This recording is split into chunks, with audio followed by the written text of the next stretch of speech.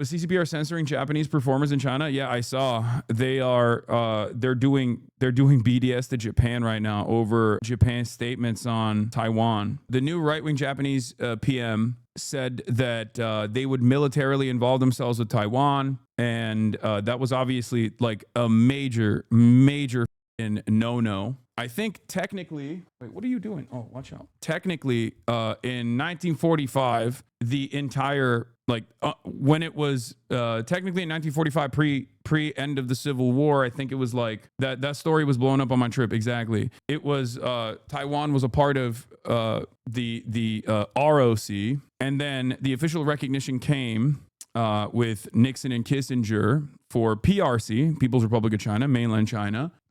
And the official Japanese stance is the same as the official American stance, which is that Taiwan is a part of China, right? That is the official stance of both of these countries. So when Japan says like, oh, we're going to militarily involve ourselves with Taiwan, of course, for many Chinese people and the government, you know, how do I describe it? It's a very old wound that isn't that old, if you know what I mean. It's a reminder of Japanese colonization of China. So they're not gonna, you know, they're not gonna take that in stride. They're definitely, understandably, going to feel not very chill about that. And they reacted it with, I think they went back and I think it was like 400,000 trips from China to Japan were canceled. Osaka travel, like tourism, is down like 40% already, because a major part of Japanese tourism is also Chinese tourism. You know, Chinese tourists going to Japan. And then also, because I was, this shit's been all over my Twitter timeline, but like they've canceled every single Japanese artist that was slated to perform in mainland China. Every single one, including one that was really fucked up, where this like Japanese lady was like literally singing at the Bandai Namco performance in Shanghai. They stopped it mid-performance. Or she was on stage. Okay, but isn't it insane to punish artists? No, they do not fuck around, man. I agree. I don't disagree with you, but this is the level that they're taking it in terms of boycotts. That was an anime convention. They also canceled the following 2 days of the convention. Yeah. It is pretty wild, though, like how much of an impact this has had. Look, yeah, I saw this. The Chinese government's call on citizens to stop visiting Japan is hitting Osaka. Some hotels are reporting 50 to 70% of room reservations have been canceled. China was the #1 source of foreign tourists to Osaka this year. そう50%から70%。 I wish China had the same smoke for Israel. If you think that there is a tremendous amount of Chinese travel to Israel and Chinese tourism to Israel, I think you're wrong. Like, Chinese travel to Japan is massive, okay? It's a major part of Japanese tourism. I don't think Chinese people are traveling to Israel by large numbers. You're not wrong in terms of like, I wish they would boycott trade. I wish they would stop trade. But I'll have you know that while mainland China has boycotted Japanese artists, they haven't stopped trading with Japan, if you noticed, because China is always trade maxing. They will never stop trade. Like, if there was a moment where the trade maxers in China would actually stop trade, it would be right now with Japan, and they still aren't doing it. Japan is not too excited about the volume of their tourism. I mean, the Japanese population might be excited that like the Chinese aren't coming in droves into Japan, but the Japanese government is not going to be excited about that, because the Japanese government understands that their economy heavily relies on tourism, specifically Chinese tourism. Haven't we already determined economic sanctions don't do anything anyways? Maybe cultural boycott is better? That's not true. No, economic sanctions do work on allies. You have a lot more control with trade restriction when you actually are restricting trade from allies. You have much less control over your adversaries, like America versus Russia, right? No matter how powerful America is over Russia, no matter how powerful America is around the global stage, Russia is a foreign adversary that has designed its entire economy around avoiding American sanctions. So when they got hit with the mother of all sanctions, they still figured out ways to get around it, and they continued. I was interviewed for this Bloomberg article about China delaying the release of Japanese films after Takeichi's Taiwan remarks. Japan-China spat clouds anime booms momentum in China. It is noteworthy that Demon Slayer Infinity Castle, which has made tens of millions of dollars in China, has not been pulled from theaters, said Jeffrey Hall, a lecturer at Kondo University of International Studies in Chiba Prefecture. Pulling the film might spark a backlash in China given the immense popularity of the franchise, while ticket sales around the world would have dulled any pain inflicted, he said. It looks like the appearance of taking strict action to punish Japan rather than the reality of the results might matter more to Beijing. The people crave demons to slay? Yeah. I saw a video of a tourist asking a Japanese vendor who were his favorite tourists, and he said Chinese. They asked why, and the vendor said Chinese tourists might be loud and groups, but they buy a lot of stuff, and Western tourists are polite and like to talk to him, but they don't buy anything. Yeah, Chinese tourists love purchasing shit. It's true. Anything that's limited edition, they will buy. Meanwhile, American tourists in Japan, oh yeah, I saw this. This is not even just American tourists, but U.S. military police have suspended solo patrols in Okinawa after they wrongly body slammed and detained an American civilian who was visiting and not under their jurisdiction. Brother, this is one of the craziest fucking things. Just American cops, even if they're military cops, behaving like cops in fucking Okinawa.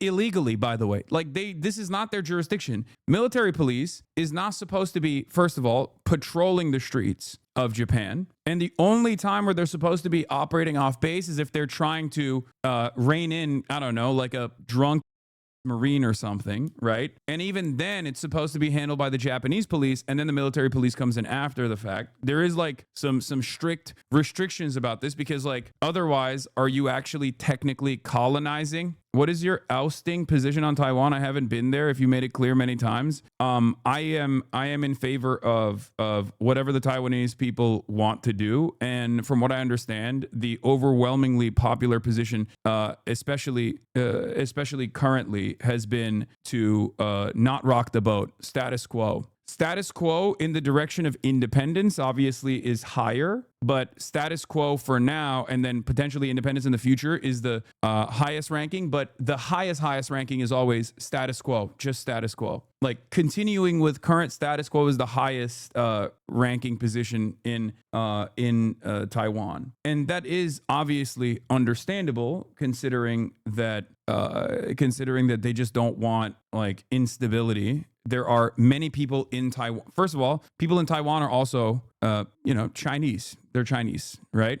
And while they're Chinese, they get basically the best of both worlds, right? For the longest time, Taipei has been able to have strong trade relations with mainland China and build factories in mainland China. Like, for the longest time, in the aftermath of the KMT escaping, Chiang Kai-shek's forces escaping into the island of Formosa, now known as Taiwan, and then basically eradicating the indigenous population there and creating the stronghold of the Republic of China, which literally thinks it owns the entirety of the mainland China, including like even more parts of Mongolia, right?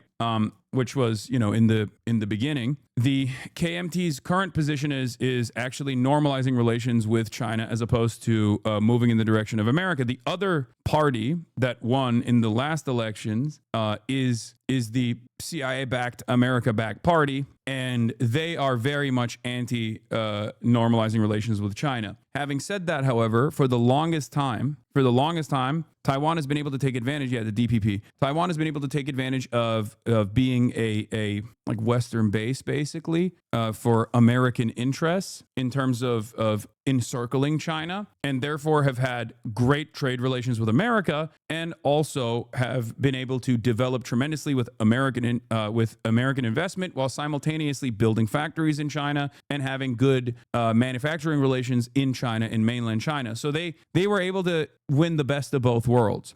Having said that, what ended up happening now is that mainland China has advanced so much that I feel like regardless of the trade advantages that Taiwan initially had, there can be an argument made that like mainland China has moved beyond the advancements that Taiwan had with its unique position, having one foot in mainland China and then another in the West. But still, there are many people from Taiwan that work in China, right? There are more advantages for people who live in Taiwan to continue the regular to continue status quo politics with mainland China instead of trying to cut ties, because the economy in Taiwan absolutely relies on mainland China. And I don't think it'll ever get to a point where Taiwan will be able to completely sever ties with mainland China. Don't you think Taiwan's capitalist hubs have been beneficial for China too? I think it's been more beneficial for Taiwan than it has been for, like, it's